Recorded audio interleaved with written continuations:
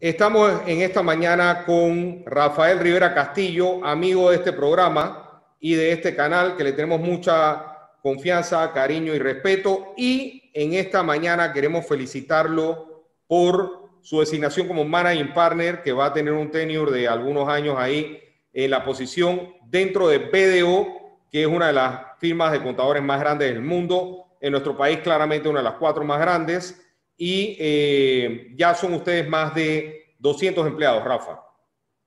Sí, estamos ya cruzando la barrera de los 200 empleados. Primero que todo, pues muy buenos días, Carlos. Nuevamente gracias por la invitación y la oportunidad que me das de conversar de temas de actualidad para la profesión de la auditoría, la contabilidad y los impuestos. Gracias por la invitación, como te digo, y a tus órdenes para tocar los temas que tengas a bien, ¿no?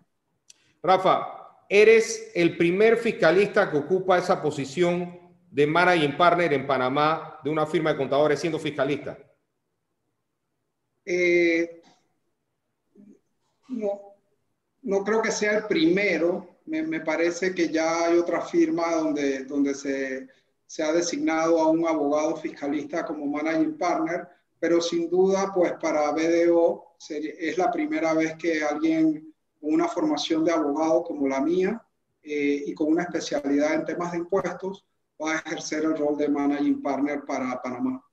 Cuando nosotros empezamos la carrera, Rafa, los impuestos eran una ayuda a auditoría, es decir, casi que una muleta para que auditoría pudiera andar. Ya esto es un signo de que los impuestos son un área de negocio en sí misma, un área que no subsidia el negocio de auditoría, el negocio de impuestos, sino que ya hemos llegado a una maduración como fiscalistas y tenemos un área de negocio en sí misma totalmente sustentable al punto de poder liderar las demás áreas de negocio. Eso debemos felicitarte ahí en ese nuevo rol y preguntarte, ¿qué retos has encontrado en esta designación?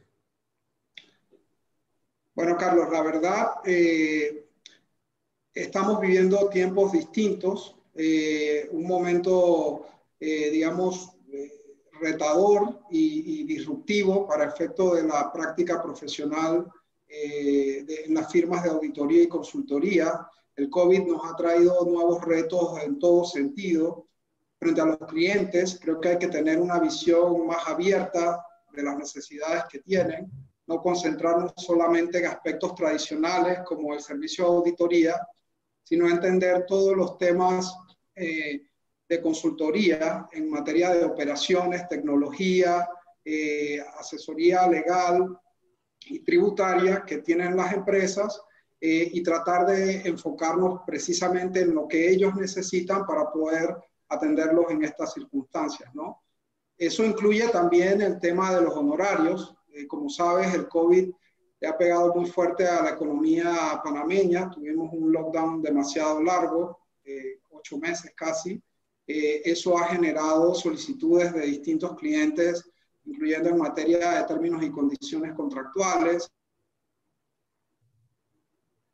Y eso también hay que evaluarlo en el contexto de la estrategia total de la firma y entender qué clientes son claves, con cuáles quieres desarrollar una relación estratégica a largo plazo y tener pues la convicción de que atendiendo a estas necesidades y estas solicitudes vas a ayudar a fortalecer precisamente esas relaciones a largo plazo, ¿no? Rafa, en tu rol como Managing Partner de la firma y en esta estrategia comercial que me has mencionado, una de las cosas que tenemos nosotros los contadores y las firmas de contadores que hacer es atraer clientes y de alguna forma mercadearte. Sin embargo, la publicidad está prohibida por el Código de Ética panameño. Tú pusiste una demanda junto con Rubén Bustamante contra ese texto del Código de Ética que prohibía la publicidad por parte de nosotros los contadores. ¿Cómo terminó esa demanda? Gracias, Carlos. Ese caso es muy interesante y creo que es al lugar conversar del mismo. Se trata de una restricción que se incluyó en un decreto ejecutivo dictado por el ministro de Comercio en conjunto con el presidente de la República en el año 1984. Básicamente, lo que se dictó fue una prohibición absoluta de publicidad para todas las firmas de profesionales de contabilidad y auditoría. Nosotros presentamos una demanda en el año 2018, puede ser, y solicitamos la suspensión provisional de ese decreto, de ese artículo en particular, porque consideramos que incluye una restricción que no estaba amparada en ninguna norma de rango legal. La Sala Tercera decidió suspender los efectos de esa norma precisamente porque le convencieron nuestros argumentos de que carecía de una norma de respaldo a nivel legal. Curiosamente, no sé, un año y tanto después, la misma Sala Tercera dicta una decisión concluyendo que esa restricción y el decreto en sí no violaba ninguna norma legal de la propia ley que regula la contabilidad, bajo una teoría de que este decreto no era un decreto reglamentario, sino un decreto de carácter autónomo, como lo denomina la doctrina constitucional, cosa que tiene varias críticas que hacerle. Primero, el órgano ejecutivo, representado a través del ministro y el presidente, generalmente lo que dictan son decretos reglamentarios, ¿no? Desarrollan las leyes que dicta la Asamblea de acuerdo a las funciones constitucionales del desarrollo reglamentario de las normas. Decir que un decreto tiene carácter autónomo requeriría identificar un mandato constitucional que faculta a la entidad que dicta el decreto a dictar reglamentos con valor de ley material, como los decretos de gabinete que regulan materia arancelaria y aduanera o que reglamentan la materia de contrataciones de empréstitos públicos, como lo mandata la propia Constitución. Entonces, establecer que el Ministerio de Comercio está dictando un decreto autónomo en base a unas facultades constitucionales que están reconocidas en entidades autónomas como el Tribunal Electoral, la Caja del Seguro Social o el propio Canal de Panamá, y reconocerle ese tipo de valor de ley material a decretos dictados por el órgano ejecutivo por parte del presidente y el ministro del ramo, a mí me parece que desenfocó toda la teoría constitucional de los decretos con fuerza de ley o con fuerza de ley material. Pero esa fue la decisión final, que como se trataba de un decreto autónomo, en realidad no podían encontrar que había una violación de la norma superior, que era la ley que regula la profesión. Nosotros, por considerar que esta teoría es demasiado novedosa y no encontramos respaldo en doctrina constitucional de la Corte, estamos ensayando una demanda de inconstitucionalidad a nivel del Pleno para efectivamente verificar que ese decreto reglamentario sea un decreto de carácter autónomo, ¿no? Es lo que corresponde. Yo te pregunto algo. Si esta doctrina de la Corte es cierta o sigue siendo la doctrina utilizada por Sala Tercera, ningún reglamento de la Junta Técnica de Contabilidad podría entonces ser sujeto a demanda de ilegalidad. Esa sería la conclusión. Si uno toma como válida esta teoría que viene en este fallo, probablemente te dirían que la mayoría de los decretos o reglamentos que dicte la Junta Técnica tendrían ese carácter autónomo. Opinión que no comparto, pero podríamos llegar a ese extremo que tú mencionas. Porque reduciendo esto al absurdo, Rafa, la Junta Técnica de Contabilidad mañana puede decir 2 más 2 es 9. Tú le llevas entonces a la Corte, a la misma Junta Técnica de Contabilidad, una calculadora que dice 2 más 2 es 4, pero lo que ellos dieron es 9.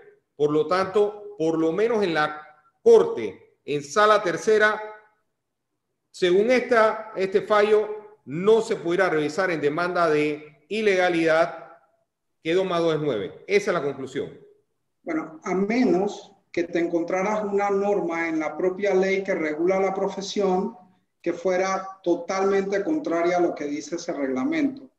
Pero como esta ley establece solo principios generales y faculta a la Junta Técnica a dictar reglamentos para desarrollar esos principios generales, no va a ser tan fácil encontrar normas que directamente contradigan los reglamentos, ¿no? Rafa, porque lo que tú estabas demandando es poner un anuncio. Yo recuerdo haber venido a Panamá y haber visto en Tocumen un letrero que decía BDO, punto, decía BDO Tax, impuestos o no sé qué cosa. Y yo recuerdo entonces haber visto que eso era un anuncio, punto, una publicidad, ya, se acabó. Publicidad que en lo que yo entiendo BDO hace en todas las partes del mundo, sin que eso viole la ética de otros contadores en otras jurisdicciones. Te pregunto, ¿qué es la experiencia en otros países en cuanto a la publicidad? ¿Eso viola la ética de otros países o eso en otros países no se considera violatorio a nada? En la mayoría de los países se permite hacer publicidad por parte de las firmas de auditoría, contabilidad y consultoría. Lo que se prohíbe son campañas con mensajes falsos o lo que se llama publicidad engañosa. Por ejemplo, al contratarme te garantizo X o Y resultados, ¿no? Eso es lo que se corresponde a publicidades falsas o que levantan expectativas que no tienen un asidero en la realidad para potenciales clientes. Engañarlos a través de publicidad. Eso sí supone una violación de la ética por parte de firmas de profesionales. Pero poder publicitar lo que haces, los servicios que prestas, las capacidades que tienes, no me parece que raya en una violación absoluta del principio de poder publicitar qué haces y incluso que existes, ¿no? Rafa, además de la demanda de ilegalidad, existe otro remedio que tú has mencionado, que es la demanda de inconstitucionalidad o acción de inconstitucionalidad. Es decir, poder decir, esto que dictó la Junta Técnica de Contabilidad no es que es ilegal, sino que es inconstitucional. Sin embargo, la Corte recientemente dicta un fallo diciendo que la Junta Técnica de Contabilidad, cuando dicta un reglamento o una resolución, no es la Asamblea la que está legislando, es la Junta Técnica la que está reglamentando. Entonces esto no es una ley, por lo tanto no viola la potestad legislativa de dictar la ley. Está bien, más o menos entendemos que la norma está diciendo, o que el fallo está diciendo, la ley formal la dicta la Asamblea, la ley no formal, que nos obliga a ti y a mí, la dicta la Junta Técnica de Contabilidad. Si esto es así, ¿qué espacio puede existir para demandar de inconstitucionalidad un reglamento de la Junta Técnica de Contabilidad si lo que dice la Corte es que la Junta Técnica puede dictar reglamentos sin que esto viole los principios de que la Asamblea dicta la ley en este país? Sí. A mí me parece, y yo me revisé esa decisión recientemente, creo que salió publicada en Gaceta hace pocos días.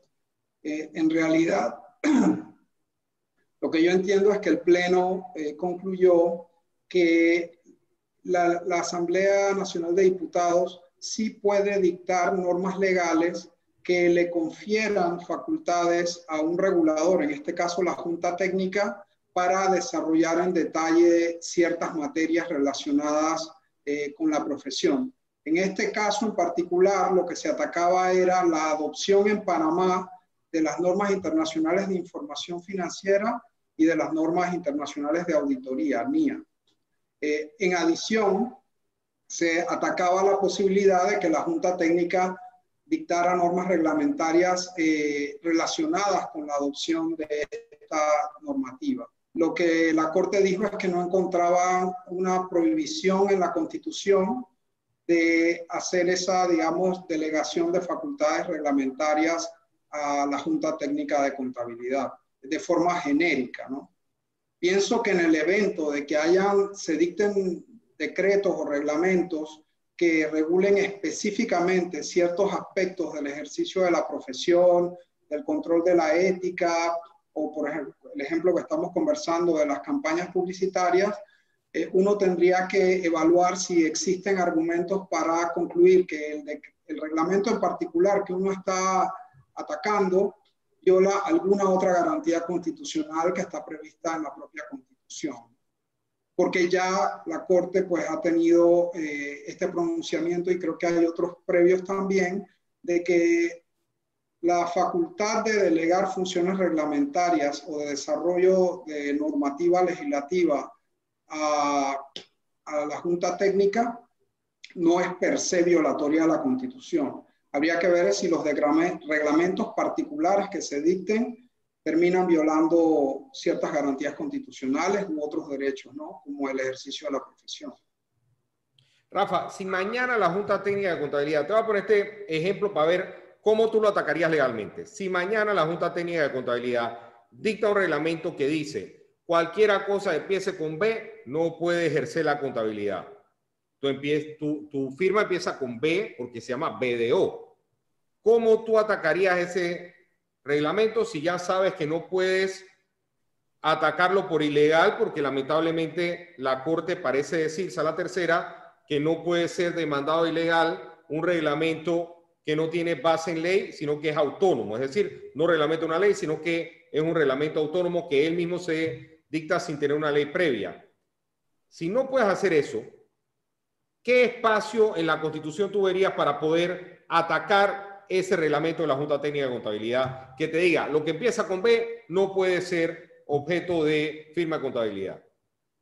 Bueno, para empezar, Carlos, lo primero es que a mi criterio, esa decisión de la Sala Tercera no es como una jurisprudencia ya consolidada. Yo volvería a ensayar una demanda de nulidad si esta exigencia, que es claramente arbitraria y caprichosa, digamos, como el uso de la B que mencionas, no encuentra ninguna autorización en la propia ley que regula la profesión. Porque en principio el ejercicio de la profesión debe estar sujeto a criterios técnicos de calificaciones o de años de aprendizaje, de ejercicio de la profesión, y no a limitaciones caprichosas. O sea que yo ensayaría de todas formas las acciones de nulidad que correspondan por no responder a autorizaciones legislativas establecidas. Pero adicionalmente, perfectamente cabe la acción autónoma de inconstitucionalidad, porque se estarían violando principios constitucionales como el del libre ejercicio de la profesión, la libre empresa, la libertad económica, etcétera, que no están, digamos, previstos en la Constitución para ser restringidos por ningún organismo meramente reglamentario, sino por el legislador. Rafa, en este momento el proyecto de ley del CPA 459 reza de la siguiente forma: se adoptan como propias las NIF y las NIAS hasta tanto la Junta Técnica de Contabilidad no disponga otra cosa. Es decir, pareciera que lo que tú y yo vivimos en el 2005 con la ley 6, que adoptó como propias las NIF y las NIAS, ya no va a ser la realidad si la Junta Técnica quiere cambiarlo más adelante.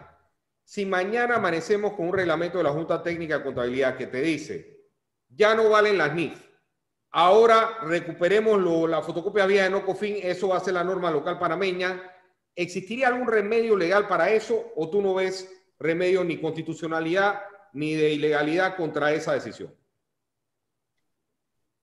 Como está redactado el texto, pienso que sería bastante complejo lograr un remedio por vía judicial, porque tendríamos una norma legal que está efectivamente haciendo esa delegación de funciones a la Junta Técnica, ¿no?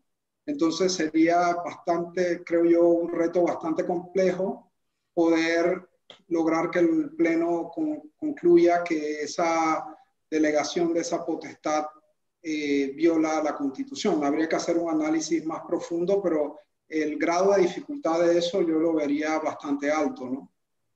Tampoco me haría mucho sentido desde el punto de vista, digamos, de la técnica de la regulación de la profesión, pasar de estas normas profesionales que se están adoptando a nivel global para el ejercicio de la profesión y el aseguramiento de la calidad y de ciertos parámetros mínimos para la elaboración de trabajos de auditoría, y reemplazarlos por ideas criollas. No vería cuál sería la ventaja de eso, ¿no? Sí, para mí sería un retroceso grande, pero es lo que está escrito ahí. O sea, a menos que haya sido una casualidad, que alguien no leyó, que el otro no, que por error se puso ese typo, pero el typo parece muy grande, porque dice, se adoptan las NIF hasta que la Junta Técnica disponga otra cosa. Se adoptan las NIAS hasta que la Junta Técnica disponga otra cosa. Y digo, pues un typo, pero un typo bastante largo. Pareciera ser una cuestión puesta es profeso, no se sabe para qué. No estoy diciendo que las cosas que quieren cambiar las NIF, estoy diciendo que podrían cambiar las NIF.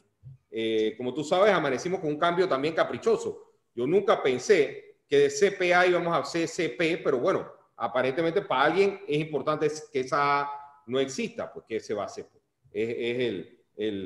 Cada cabeza es un mundo. Yo no sé para qué pone estas cosas, pero tampoco sé para qué quitan una A.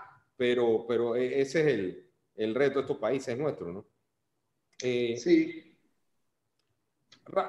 Rafa, te pregunto algo que quizás también es inexplicable, pero es muy propio de nuestro país y que afecta a tu firma de manera probablemente hay un par de firmas más que podrían estar afectadas, pero sobre todo la tuya en particular.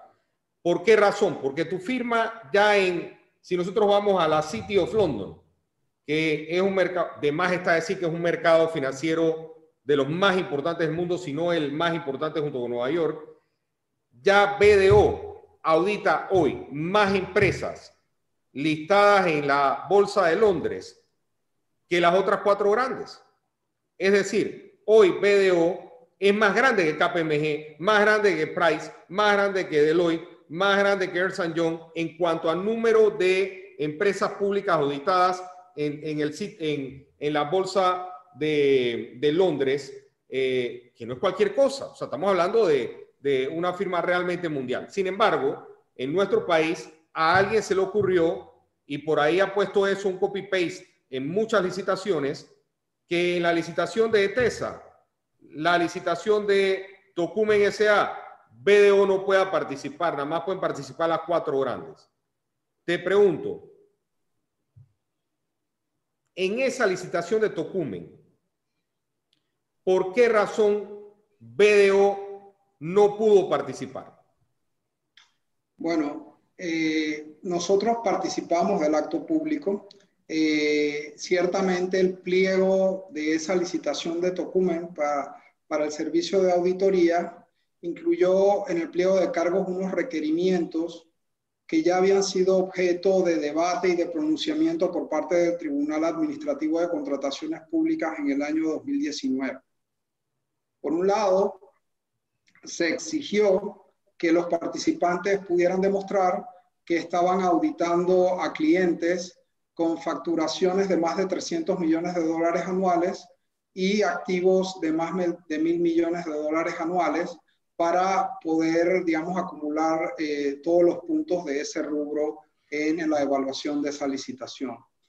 Esto nos llamó mucho la atención porque ya en el año 2019, en una licitación del Metro de Panamá, el Metro había incluido exactamente esos mismos requerimientos, con la adición de que habían establecido en su momento de que para poder asignarte esa licitación tendrías que estar como firma miembro de una de las 4 redes internacionales de firmas de auditoría y asesoría más grandes a nivel mundial.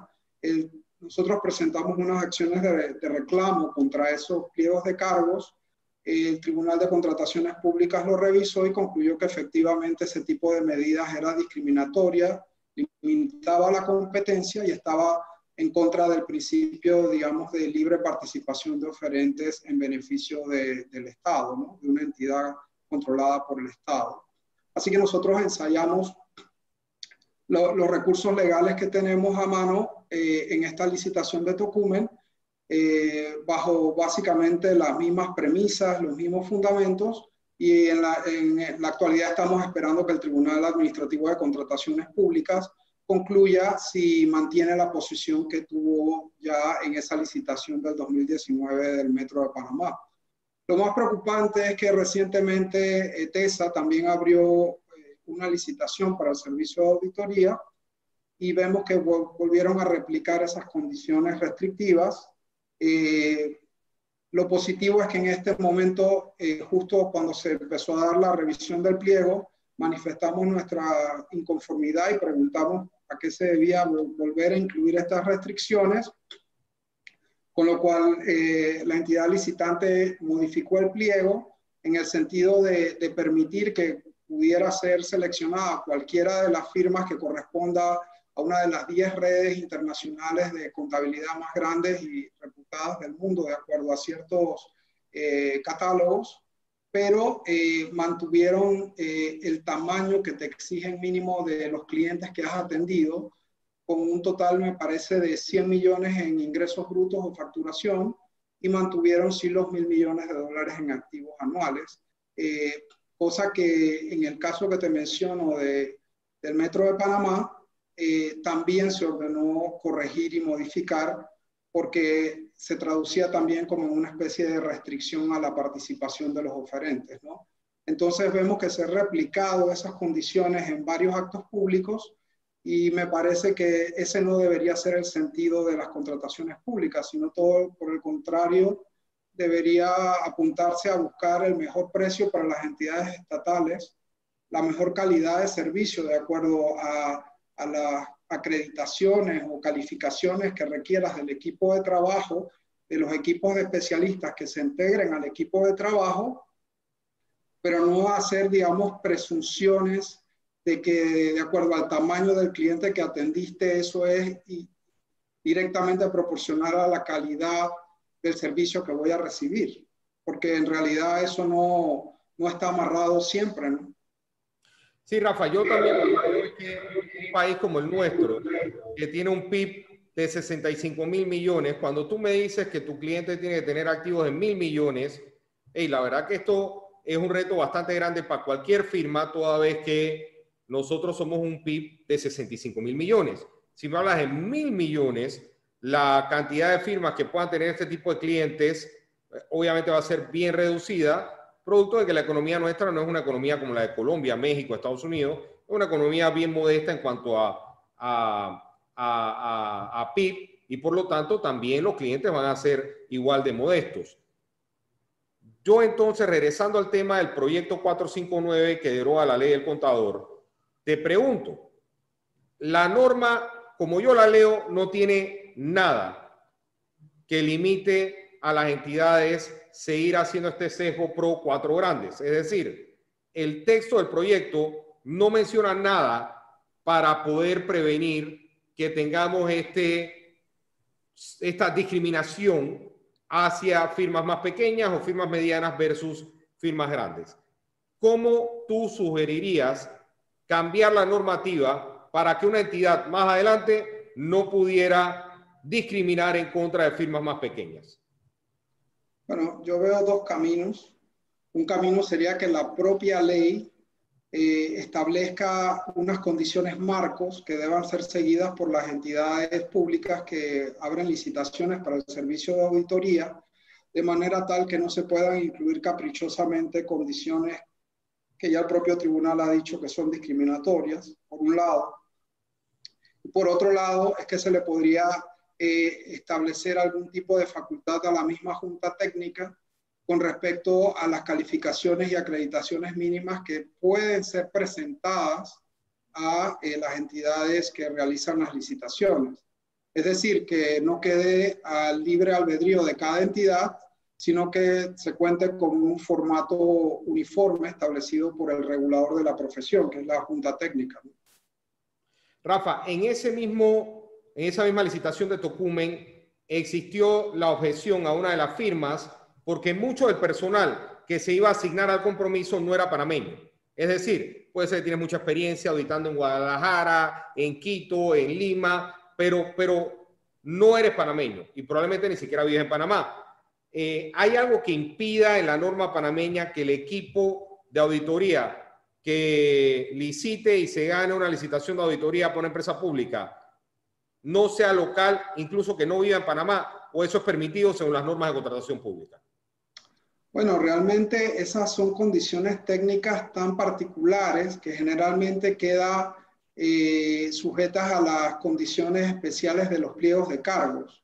Entonces es a través de los pliegos de cargos en los que las entidades públicas empiezan a incluir condiciones específicas sobre las calificaciones, idoneidades o capacitaciones de los equipos de trabajo, y en esa exigencia de acreditaciones o idoneidades, efectivamente, generalmente se exige que los equipos estén conformados por profesionales idóneos bajo la ley panameña, ¿no?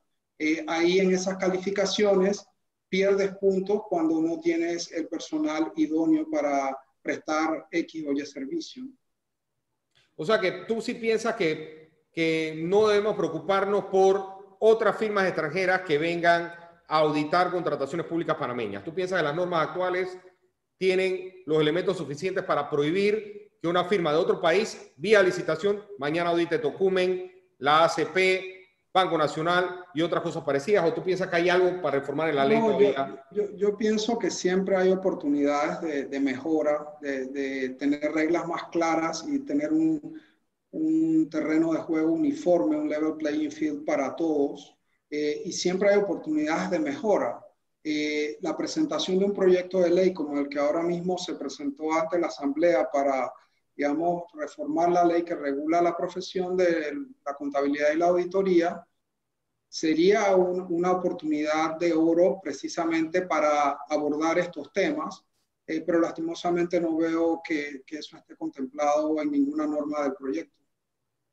Sí, lamentablemente no lo veo y reflejado en el texto. Y ojo, no es por ser contra un extranjero o xenofóbico o algo, sino que el que me audite al Banco Nacional, yo sí necesito que tenga algún tipo de arraigo en Panamá, porque si es un contador que traemos mañana de Zambia o de Irlanda o de Rusia, si ese señor hace un trabajo defectuoso, el problema es que no vive en Panamá, así que no le puedo demandar y secuestrarle su casa, ni puedo quitarle el diploma de resolución de CPA panameño, porque es que nunca lo tuvo, ni puedo mañana sancionarlo con pena de prisión si el hombre ni siquiera vive en Panamá. Entonces, este tipo de cosas no es por ser xenofóbico, sino porque necesitamos algún tipo de arraigo con el que firme los estados financieros para que por lo menos pueda ser responsable civilmente con sus activos, con sus bienes, con su reputación, incluso con su libertad personal, si hay un caso de fraude por su mala práctica. Entonces, es el tema que no es de ser xenofóbico, sino de garantizar que haya algún tipo de arraigo del que firme estas contrataciones. ¿Cómo tú piensas que este proyecto debe sugerir una alternativa para prohibir en el futuro que una firma sin ninguna conexión con Panamá audite clientes panameños? Bueno, ya tenemos algunas reglas. Por ejemplo, cuando se va a levantar un pliego de cargos para una licitación de servicios de auditoría, se requiere que el oferente tenga una idoneidad para el ejercicio de la profesión emitida por la Junta Técnica de Contabilidad.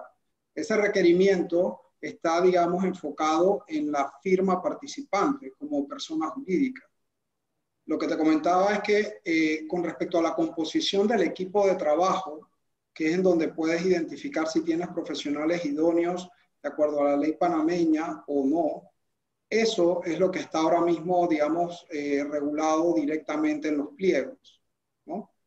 Entonces, tal vez la mejor opción sería crear un marco regulatorio a nivel de la ley o del reglamento que dicte la Junta Técnica, que establezca esas reglas de juego iguales para todos, que le apliquen a todos los participantes y que no correspondan a cada entidad licitante. Es lo que creo que debería suceder, ¿no?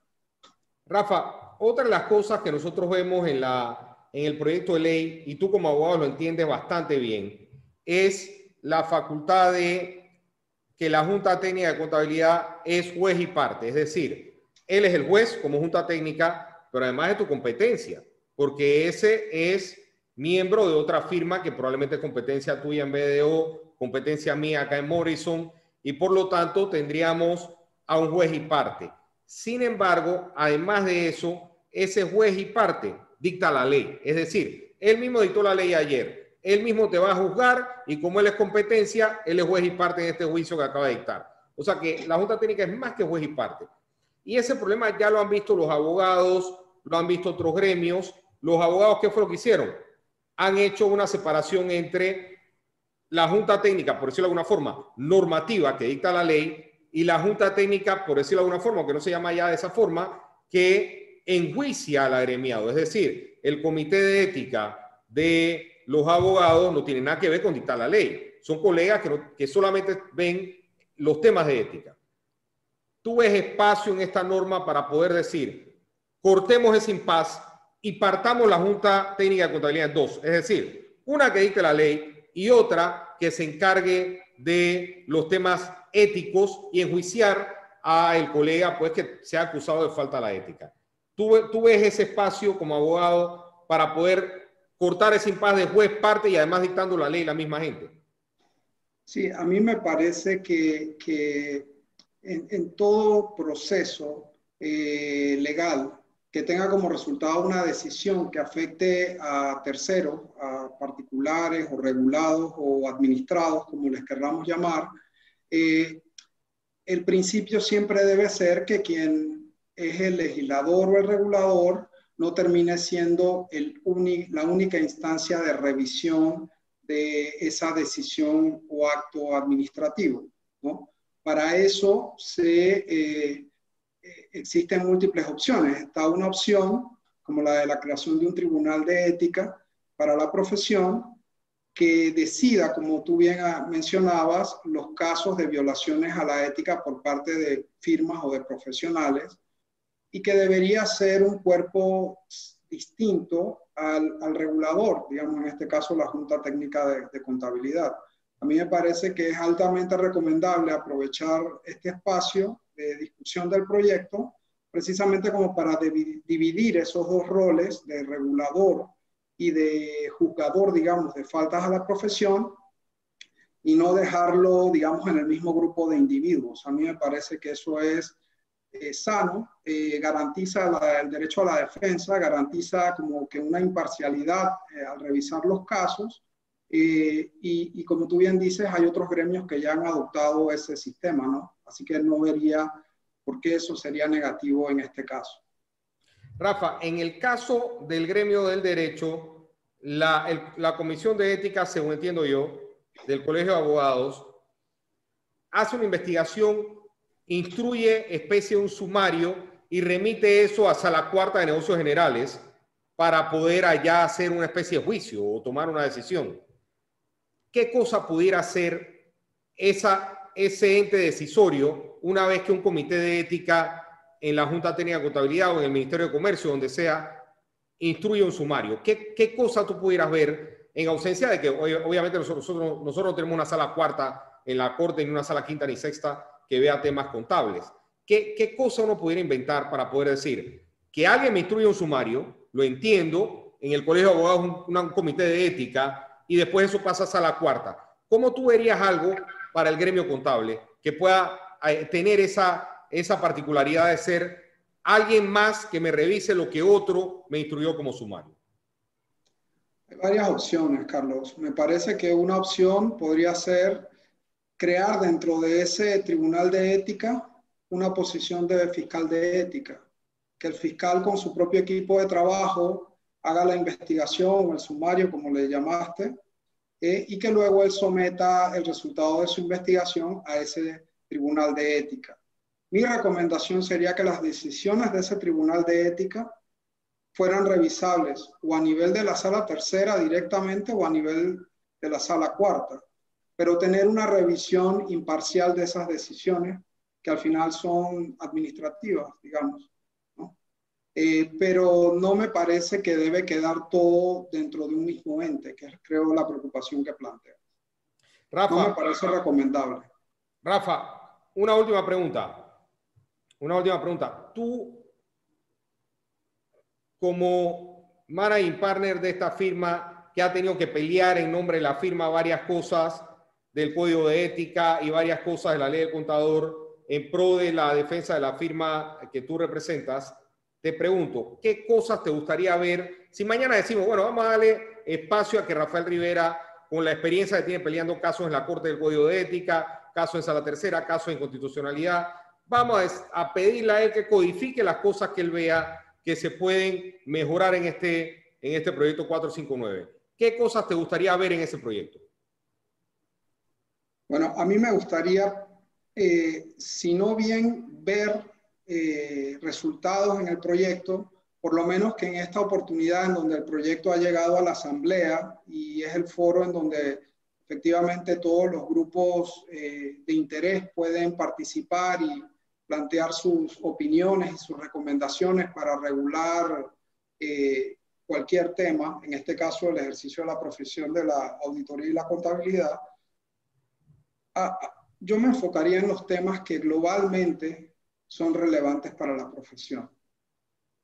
Tú lo sabes bien, hoy por hoy hay un movimiento muy fuerte, sobre todo en Europa, para buscar, digamos, asegurar el mayor grado de independencia y la mayor calidad en los trabajos de auditoría, de auditoría financiera que se realicen a los clientes. Entre las principales propuestas que se están debatiendo, la primera es la rotación del auditor.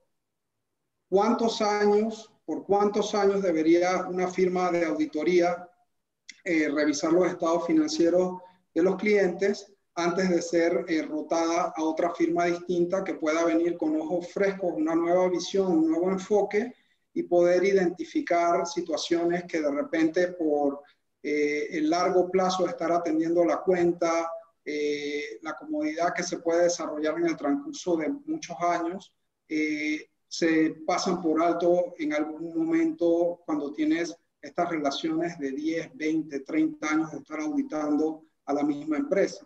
Entonces, yo preguntaría, bueno, ¿qué hay con el tema de la rotación de auditoría en Panamá? ¿Cuál es nuestra posición? No recuerdo haber visto ninguna norma en la ley sobre este tema. El otro aspecto que me parece relevante es el tema de la revisión de las políticas, digamos, de control de independencia para la función de auditoría. Es decir, ¿qué tantas cosas puedo hacer como asesor a mi cliente de auditoría? ¿Cuáles son los criterios o los parámetros o las limitaciones que tengo para hacer trabajos de auditoría cuando estoy también haciéndole trabajos de asesoría a clientes? En Europa, en varios países, se está hablando de la posibilidad incluso de crear estructuras de control y de supervisión totalmente distintas para las funciones de asesoría y de auditoría. No he visto ni siquiera en la exposición de motivos cuál fue el análisis para concluir si eso era conveniente en nuestro mercado o no. El tema de cuáles son las barreras con respecto a la función de asesor versus la función de auditor, ¿no? De clientes. Y finalmente, creo que el otro tema que me parece muy relevante es el tema, como dijimos, cuál es la función o cuáles deben ser las condiciones de contratación de servicios de auditoría en el sector público, ¿no? Para que tengamos reglas más claras y creo yo un level playing field para todos los actores en este mercado. Esos son los temas que me gustaría ver reflejados en el proyecto, o por lo menos discutidos. Creo que sería lo más adecuado, dada la discusión que estos temas están teniendo a nivel global. Muy bien, Rafael, estamos muy contentos con esta entrevista. Te felicitamos de nuevo en ese rol de Managing Partner que estás llevando en BDO, una de las firmas más grandes del mundo. En Panamá claramente se ubicaría entre una de las 4 más grandes. Te damos las gracias una vez más y te deseamos éxitos allá en esas nuevas gestiones que tienes de Managing Partner de BDO. Gracias, Carlos. Quería cerrar también indicando que creo que más que un enfoque de firma, yo creo que deberíamos tener en esta discusión un enfoque de qué queremos lograr con la modernización de la regulación de la profesión para todas las firmas y para todos los profesionales en el área de la contabilidad y la auditoría y tomar decisiones que busquen los mismos objetivos: mayor calidad en el trabajo, un mejor servicio para los clientes y también los mejores precios en lo que corresponde a los servicios que contrata el Estado, ¿no? Es más un enfoque, creo yo, como sector de la economía de Panamá y no tanto un enfoque de firma individual, lo que debería prevalecer en este caso. Muy bien, muchas gracias, Rafa. Bueno, a la orden. Gracias por la invitación.